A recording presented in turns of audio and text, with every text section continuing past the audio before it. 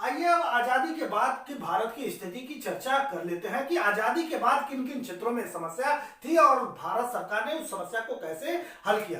तो सबको मालूम है कि आजादी के बाद भारत में 500 से अधिक रियासतें थी। उन रियासतों को जब भारत को आजादी मिल गई तो उन रियासतों को यह अधिकार था कि वो भारत के साथ रहना चाहते हैं या पाकिस्तान के साथ रहना चाहते हैं। उन्हें इन दोनों देशों में किसी एक देश को चुनना था। साथ साथ कुछ राज्यों को यह अधिकार था या कुछ रियासतों को यह अधिकार था कि वो भारत के साथ रहना चाहते हैं या पाकिस्तान के साथ रहना चाहते हैं या अपने क्षेत्र को स्वतंत्र देश के रूप में बनाना चाहते हैं। तो कुछ क्षेत्रों में समस्या थी, उन क्षेत्रों की समस्या को हम कैसे सुलझाएं इसको समझते हैं।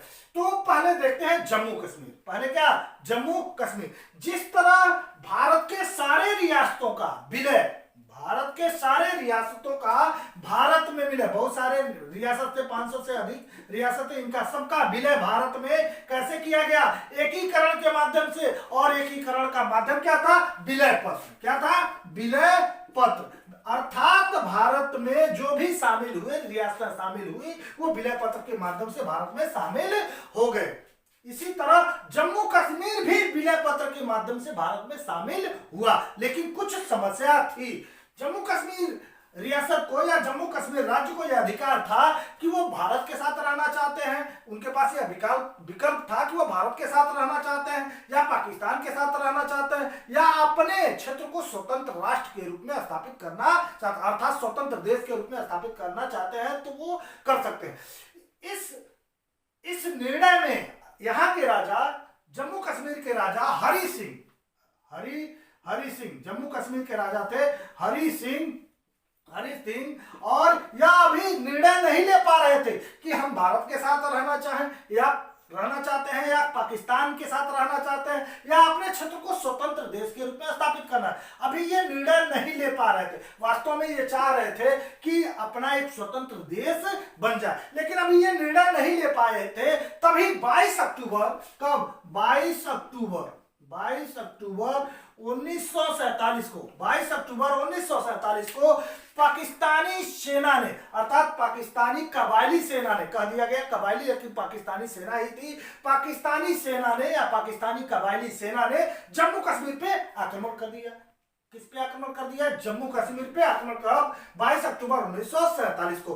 अब राजा हरि सिंह भगे भगे दिल्ली आए और भारत सरकार से आग्रह किया कि कहां है विलय पत्र, विलय पत्र लाइए, हम जल्दी से साइन कर लेते हैं, भारत को, जम्मू कश्मीर को भारत में शामिल मान लिया जाए और हमारी आप क्या करिए, रक्षा करिए। और यह साइन होता है कब, 24 अक्टूबर 1947 को विलय पत्र पर साइन हो जाता है। और इसी दिन 24 अक्टूबर 1947 को ही, जैसे ही विलय पत्र पर सिग्नेचर हो जाता है, जम्मू कश्मीर विलय पत्र के माध्यम से भारत में स्थापित हो जाता है, अर्थात जम्मू कश्मीर भारत में शामिल हो गया। जब भारत में शामिल हो गया तो भारत सरकार का यह दायित्व बनता है कि जम्मू कश्मीर की रक्षा करे। भारत सरकार ने 26 अक्टूबर 1947 को क्या, जम्मू कश्मीर में सेना भेजती है और एक महीने के अंदर 26 नवंबर 1947 तक इस क्षेत्र को खाली करा लिया जाता है।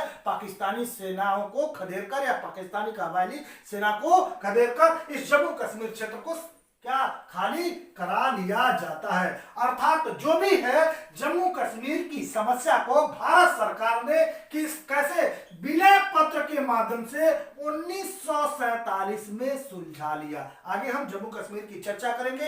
370 आर्टिकल 370 की कैसे समाप्त हुआ, कैसे नहीं हुआ, वर्तमान में क्या स्थिति है, तो वहां विस्तृत चर्चा करेंगे।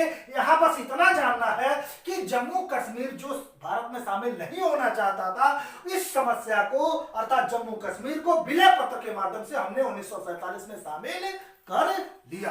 दूसरी समस्या थी जूनागढ़ के शासक वंशानुगत हुआ करते थे और यहाँ के रियासत का जो शासक था वो मुस्लिम था। और उसने, जब देश विभाजन हुआ, देश को आजादी मिली, तो उसने निर्णय लिया कि जो जूनागढ़ क्षेत्र है वो कहां जाएगा, पाकिस्तान में जाएगा। लेकिन यहाँ जूनागढ़ की जनता ने क्या कर दिया, शासक के खिलाफ या वहां के राजा के खिलाफ क्या कर दिया, विद्रोह कर दिया। जब विद्रोह कर दिया तो वहां के एक दीवान थे शाहनवाज भुट्टो, उन्होंने आग्रह किया भारत सरकार से कि आप यहाँ हस्तक्षेप करिए, और भारत सरकार ने उनके आग्रह को मान लिया और जूनागढ़ में हस्तक्षेप किया और जनता की मांग पर, जनता की इच्छा पर क्या कराया गया, जनमत संग्रह, जनमत संग्रह कराया गया। जनमत संग्रह, ज से जूनागढ़, ज से जनमत संग्रह, जनमत संग्रह कराया गया और जनमत संग्रह के माध्यम से जनता ने अपना मत दिया कि जूनागढ़ को भारत में शामिल कर लिया जाए। अर्थात जनमत संग्रह के माध्यम से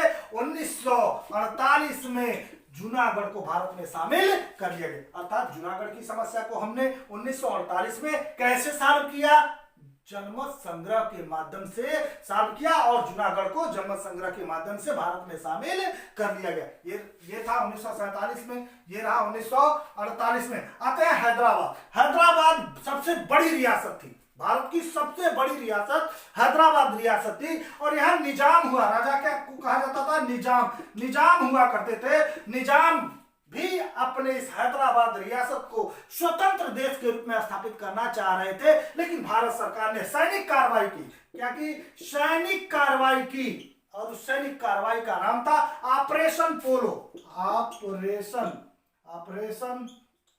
ऑपरेशन पोलो, ऑपरेशन पोलो के माध्यम से, अर्थात सैनिक कार्रवाई के माध्यम से हैदराबाद रियासत को भारत में शामिल कर लिया गया। अर्थात निजाम के खिलाफ सैनिक कार्रवाई हुई, सेना ने वहां फोर्स भेजा गया, फोर्स को उतारा गया और सेना के माध्यम से सेना ने ऑपरेशन पोलो चलाया और इस ऑपरेशन पोलो के माध्यम से हैदराबाद को भारत में शामिल कर लिया गया। कब, 1949 में, 1949 में। अर्थात हैदराबाद की समस्या को 1949 में सैनिक कार्रवाई के माध्यम से समाप्त कर दिया गया या हल कर लिया गया ऑपरेशन पोलो के माध्यम से। आइए आप देखते हैं पांडिचेरी, चंद्रनगर, माहे, कराईकर, यह क्षेत्र क्या फ्रांसीसियों के कब्जे में था। यह क्षेत्र किसके कब्जे में था, फ्रांसीसियों के कब्जे में था और फ्रांसीसियों ने अपने आप 1954 में इस पांडिचेरी, चंद्रनगर, माहे और कराईकल को भारत को सौंप दिया। कुछ करना ही नहीं पड़ा, फ्रांसीसियों ने 1954 में पांडिचेरी, चंद्रनगर, माहे, कराईकल को, इन संपूर्ण क्षेत्र को भारत को सौंपकर वो यहां से चले गए। अर्थात अपने आप 1954 में पांडिचेरी, चंद्रनगर, माहे भारत में शामिल हो गया। आइए अब देखते हैं गोवा, दमन दीव, दादर, नगर हवेली। गोवा, यह क्षेत्र गोवा, दमन दीव, दादर, नगर हवेली यह पुर्तगालियों के कब्जे में था। जैसे यह फ्रांसीसियों के कब्जे में था, यह पुर्तगालियों के कब्जे में था। पुर्तगाली यह क्षेत्र भारत को सौंपना नहीं चाह रहे थे और वहां की जनता ने क्या कर दिया, गोवा मुक्ति संग्राम आंदोलन चला दिया और इसका परिणाम यह रहा कि 1961 में भारतीय सेना यहां प्रस्थान करती है और ऑपरेशन विजय चलाती है। ऑपरेशन विजय चलाती है और अर्थात सैनिक कार्रवाई के माध्यम से गोवा, दमन दीव, दादर, नगर हवेली को भारत में शामिल कर लिया गया। यहाँ जो पुर्तगाली गवर्नर हुआ करते थे वो उन्होंने आत्मसमर्पण कर दिया भारतीय सेना के सामने। अर्थात गोवा, दमन दीव, दादर, नगर हवेली को ऑपरेशनिक कार्रवाई के माध्यम से पहले गोवा मुक्ति संग्राम आंदोलन चला, उसके पास सैनिक कार्रवाई हुई, उस सैनिक कार्रवाई का नाम था ऑपरेशन विजय। ऑपरेशन विजय के माध्यम से 1961 में गोवा, दमन दीव, दादर, नगर हवेली को भारत में शामिल कर लिया गया और यही गोवा आगे चलकर अभी हम बात किए थे, यही गोवा आगे चलकर 56वें संविधान संशोधन 1987 द्वारा 25वें राज्य के रूप में क्या हुआ, स्थापित हुआ। साथ साथ आपने देखा दादर, नगर हवेली और दमन दीव कैसे 2019 में यह 2 केंद्र शासित प्रदेश 1 केंद्र शासित भी बन गए। तो ये रहा आजादी के बाद की भारत की स्थिति। जम्मू कश्मीर की समस्या को 1947 में विलय पत्र के माध्यम से सुलझा लिया गया।